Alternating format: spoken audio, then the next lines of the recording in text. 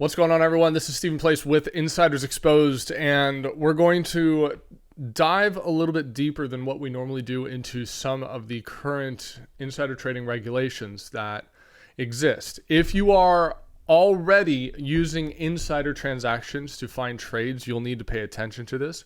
If you aren't using insider transactions yet, you probably need to pay attention a little bit more, because the biggest thing that we hear is that insider trading is illegal, and it's not. It just requires extra disclosures, and we get an edge with those disclosures by seeing who is willing inside of a company to commit serious capital to the upside in the stock. And that is one of the major edges we get inside of Insiders Exposed.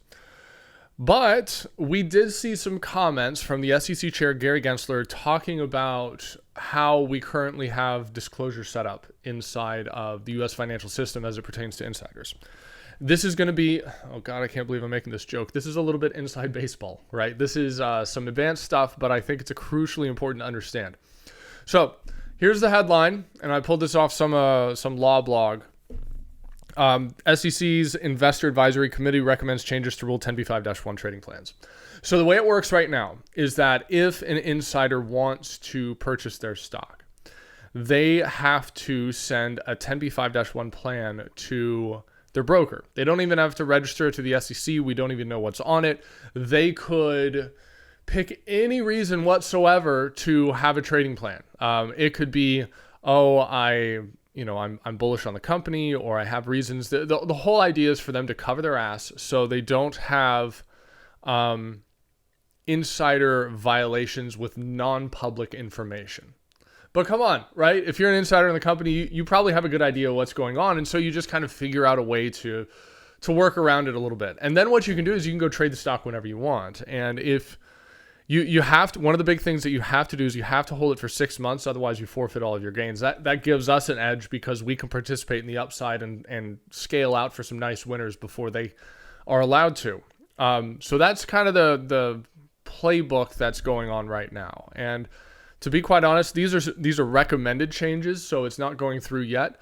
I have a feeling that a lot of them won't, just because the people who stand to benefit from our current system with insider trading are also the ones who will pay the lobbyists to keep it going on. But here's some basic ideas of how it's getting set up, or how they're trying to fix it.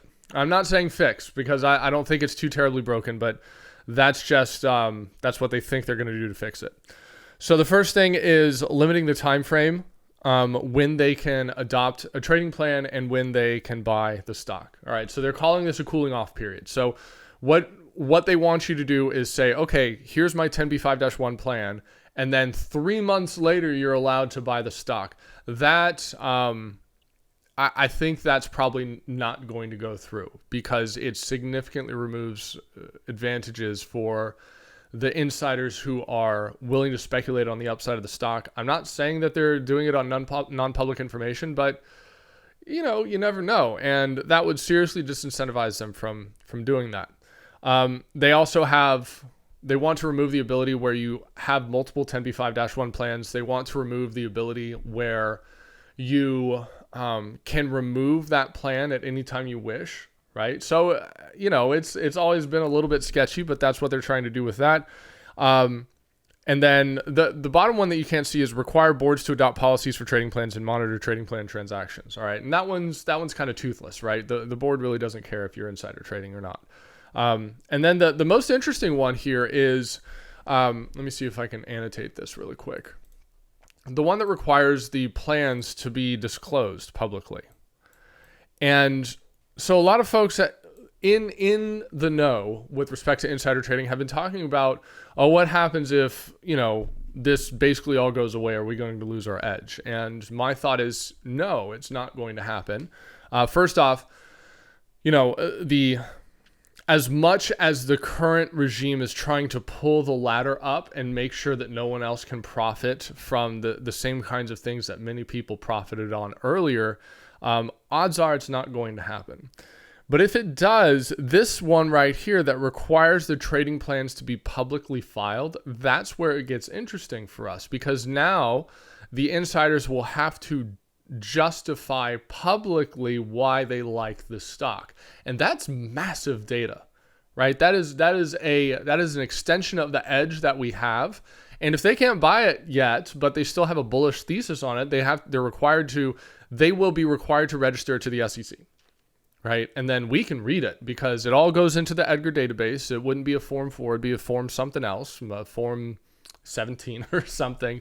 And then we can see why they like the stock. And then, then we can kind of get a feel for, if they're actually giving us good reasons, or we can kind of get a hint for saying, oh, they're trying to get away with something. And that's actually good for us. Then we get more aggressive with buying that stock.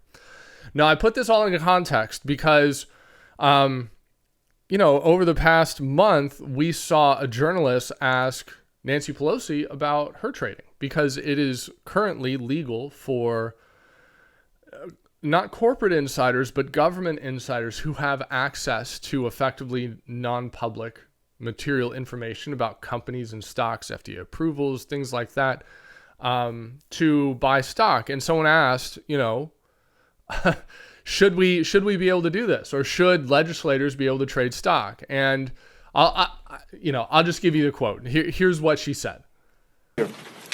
Because this is a free market and we are a free market economy. They should be able to participate in that. All right. So it's a free market, right? And the rank hypocrisy that's coming out of the ruling class with respect to the ability to financially speculate on certain things versus other people being allowed to is one of the reasons that this feels a little bit toothless. That, if they're going to go after this, they're going to have to go after, the senators who profited during the COVID crash, right? Who were buying and selling shares of biopharmaceuticals or selling all of their stock right before the crash happened. That did happen. And so for government legislators at the federal level to talk about a free market and, we just have to disclose things or things like that.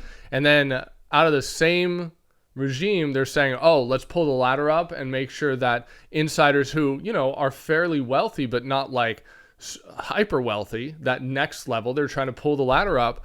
I don't think it's going to go through. But if it does, this 10b5-1 requirement for disclosure becomes a massive edge for us, okay? So for those of you that know about insider trading, you shouldn't worry too much.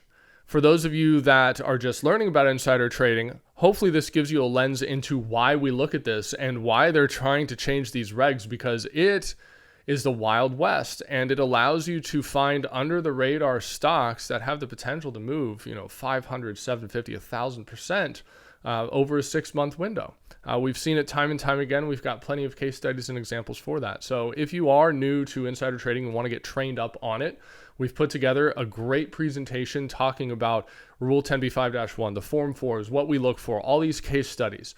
Below this video, you can get access to that free training. Enter your name, email, and your best phone number so we can send you SMS alerts when we go live, and we will take it from there.